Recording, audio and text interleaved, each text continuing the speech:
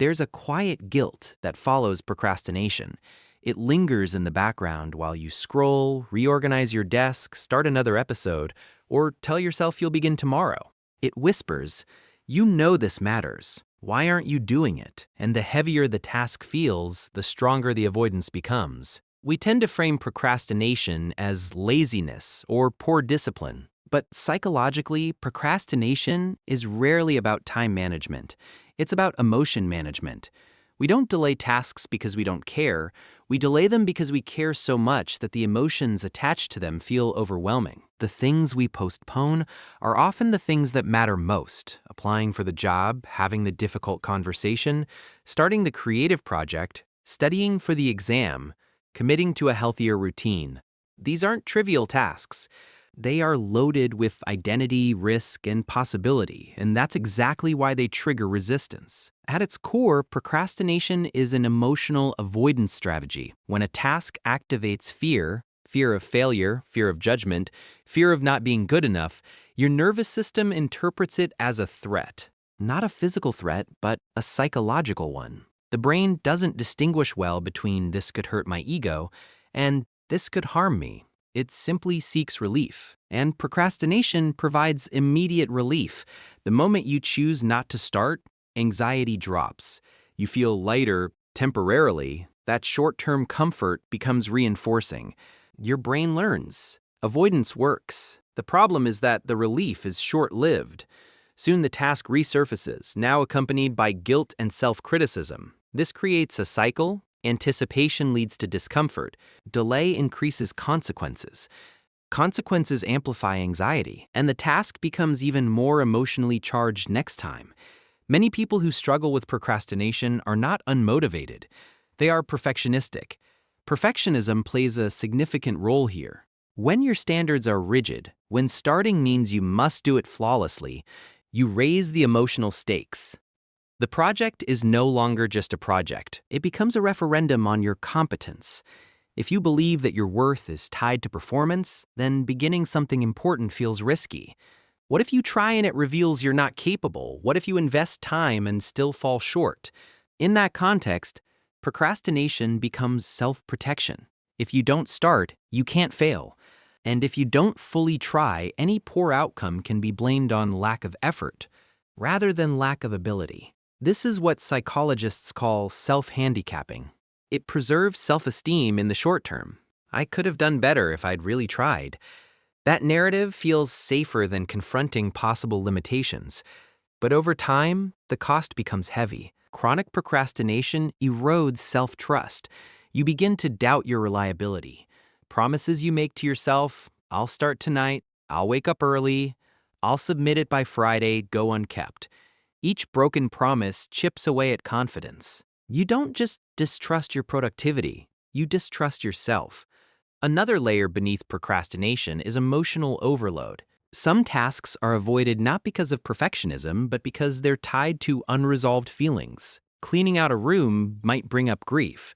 Starting a business might activate imposter syndrome. Studying for an exam might trigger memories of past academic criticism. The task becomes a doorway to uncomfortable emotions. Your brain prioritizes emotional regulation over long-term goals. It's wired for immediate safety. That's why scrolling your phone feels irresistible when you're stressed. It's not just distraction, it's self-soothing. There's also the role of identity. The things that matter most are often connected to who we want to become.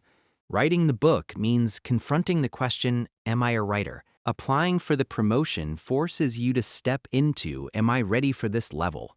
These aren't logistical concerns. When you delay the confrontation with your evolving identity. Interestingly, procrastination often intensifies with meaningful goals rather than trivial ones. You can respond to emails quickly, but delay the passion project for months. Why? Because low-stakes tasks don't threaten your sense of self. High-stakes ones do. And then comes shame. Shame is the silent amplifier of procrastination. After delaying, you may criticize yourself harshly. "Why am I like this? Everyone else is more disciplined. I'm wasting my potential." This inner dialogue increases stress. Stress increases avoidance. The cycle tightens. From a psychological standpoint, Shame narrows cognitive flexibility. When you feel ashamed, your brain shifts into defensive mode. Creativity drops. Problem-solving declines. The very emotion you use to motivate yourself ends up sabotaging you. Breaking the cycle requires understanding that procrastination is not a moral flaw. It is a coping mechanism. Not an effective one long-term, but a coping mechanism nonetheless. If procrastination is about avoiding uncomfortable emotions, then productivity advice alone won't solve it. You can buy planners, set alarms, use apps, but if the underlying fear remains unaddressed, avoidance will find new pathways. The deeper work involves identifying what emotion the task triggers. Is it fear of failure, fear of success, fear of visibility? Overwhelm. Once you name the emotion, you reduce its power. The brain responds differently to a known threat than to a vague one. Another shift is reframing, starting as imperfect action rather than final performance. When you redefine the goal from complete this perfectly to begin poorly, you lower the emotional barrier. The first draft is allowed to be messy. The first attempt is allowed to be clumsy. This dismantles perfectionism's grip. It also helps to understand how the brain values immediate rewards over delayed ones. This is called temporal discounting. Future benefits, like career growth or personal fulfillment, feel abstract compared to immediate comfort. To counter this, you can bring future rewards closer psychologically. Visualize the relief of completion. Imagine the version of you who followed through. Make the long-term outcome emotionally vivid. But perhaps the most powerful intervention is self-compassion. It sounds counterintuitive. Many people believe they procrastinate because they are too lenient with themselves. In reality, harsh self-criticism often fuels the cycle. When you approach procrastination with curiosity instead of condemnation, you create space for change. Instead of saying, "I'm lazy," ask what feels threatening about this task. Instead of, "I always mess this up," ask, what would make starting feel safer? This subtle shift moves you from shame to problem solving. There's also value in reducing the scale of the task. The brain resists ambiguity and magnitude. Write the thesis feels paralyzing. Open the document and write one imperfect sentence feels manageable. Momentum is psychological leverage. Once you begin, resistance often decreases. Procrastination also thrives in isolation. When you keep your delays secret, they become heavier. Sharing goals with someone supportive can introduce accountability without judgment. It externalizes the struggle and reduces shame. It's important to recognize that not all procrastination is purely emotional. Chronic, severe procrastination can sometimes signal underlying issues like depression, anxiety disorders, or attention regulation difficulties. In those cases, addressing the mental health foundation is crucial. But for many people, procrastination is a sign that something meaningful is at stake. You don't delay what you don't care about. You delay what matters enough to scare you. Consider that your avoidance may actually reveal your desires. The project you keep postponing, it likely holds significance. The conversation you're avoiding, it probably touches a vulnerable truth. The change you delay, it may challenge your comfort zone. There is tenderness in that realization. Procrastination isn't evidence that you lack ambition. It's evidence that you feel deeply about outcomes.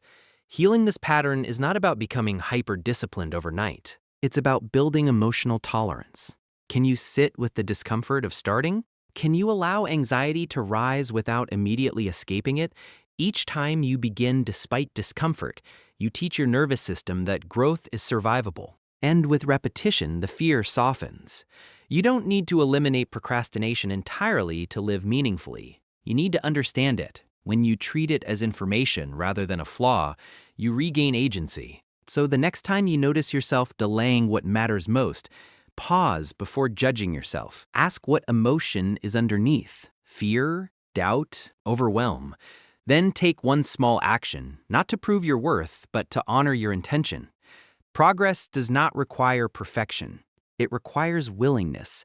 And the fact that you care enough to feel frustrated by your procrastination means there is already a part of you that wants more. That part isn't lazy. It's waiting for reassurance that trying and possibly failing is safer than never beginning. Change is possible, not through shame, but through understanding. Not through pressure, but through patience.